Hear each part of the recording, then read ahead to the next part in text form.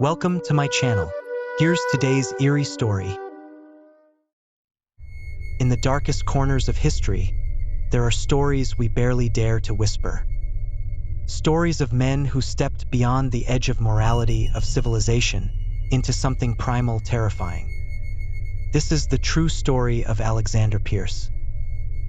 Convict, an escapee, a murderer, and Australia's most infamous cannibal. Born in 1790 in County Monaghan, Ireland, Alexander Pearce was not a violent man, at least not yet. He was a Roman Catholic farm laborer, poor and desperate in a time when survival often meant stealing to eat. In 1819, he was convicted of a petty theft, 6 pairs of shoes. For that, he was sentenced to 7 years of transportation to one of the harshest places on earth, Van Diemen's Land. Today, we call it Tasmania. Back then, it was the edge of the known world, a penal colony reserved for Britain's most hardened or most hopeless criminals. The journey by sea took months. Disease, hunger, brutality, these were standard fare.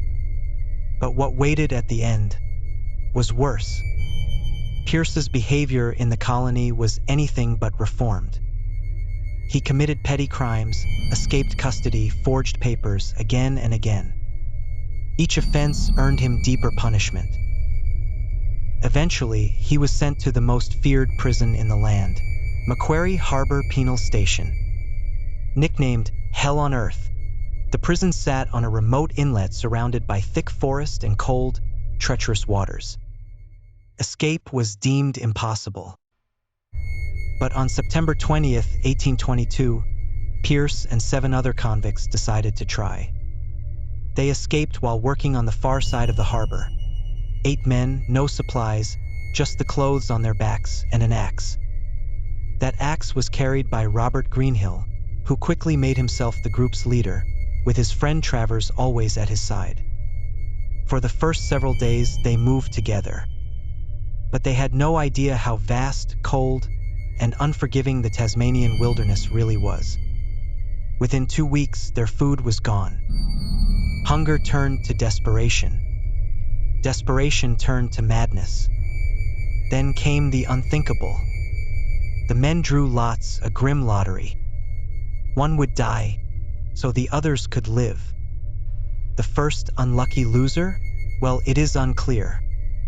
Greenhill struck the first blow, and they ate. 3 of the group, Dalton, Kennerly, and Brown, fled in horror. Only 2 made it back to the prison alive. The rest continued on, or were consumed. One by one, they fell. Mather, Travers, bitten by a snake, then killed.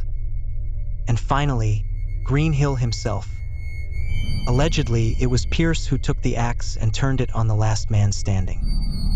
Alone now, he wandered the wilds, raided an Aboriginal campsite, stole what food he could. Eventually, he was found, alive and gaunt, gnawing on a lamb. A miracle to some, a horror to others. Pearce was taken back to Hobart. He confessed everything, to the magistrate, to Reverend Knopwood. But they didn't believe him. Cannibalism was too horrific to imagine. They assumed the others had simply escaped into the bush. Pearce was returned to Macquarie Harbour, and the nightmare began again. In November 1823, Pearce escaped once more, this time with just one man, Thomas Cox. 10 days later, Pearce was captured. In his pockets were pieces of Cox's flesh. He confessed again. This time, he said he killed Cox because the man couldn't swim. There was no doubt now. No more denials. Pearce became the first man in Tasmania to be tried for cannibalism, and the first executed under the new Supreme Court. On July 19, 1824, Alexander Pearce was hanged at Hobart Jail. He received last rites from Father Philip Connolly, the same man who had heard his final confession the night before. After death, his body was dissected by surgeons. and his skull, allegedly, was sold to American naturalist and skull collector Samuel George Morton, and is housed along with the rest of his collection at Penn Museum in Philadelphia. Was Alexander Pearce a monster? A madman? Or simply a man driven past the limits of survival? Historians still debate the truth. His 3 confessions don't all match. But this is certain: 8 men entered the bush. Only 1 walked out. Pearce's story became legend, a cautionary tale whispered in the mountains of Tasmania.